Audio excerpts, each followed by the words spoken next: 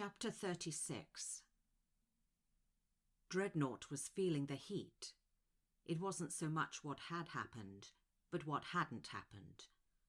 There continued to be a worrying lack of communication from his superiors.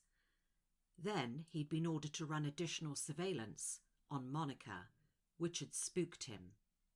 Was the Titan's request to move him intentionally into the path of Mr. Phelps? Or was it just an unhappy coincidence? He'd quickly dismissed that idea. There was no such thing as coincidence within the Titan world. Everything was measured and planned to the finest degree. Dreadnought placed his head in his hands, thinking hard how to plan his survival, as he felt the chill of Phelps's cold reach from across the miles hover above his shoulder. Standing, he walked to the window of his rented room. Pulling back the net curtain, he stood looking down at life passing below.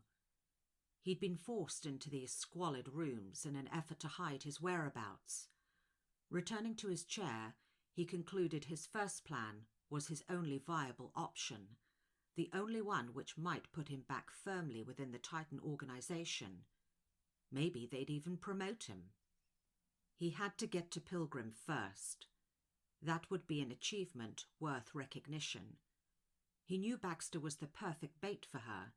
He'd intercepted enough of Baxter's communications to know they spent an inordinate amount of time in each other's company.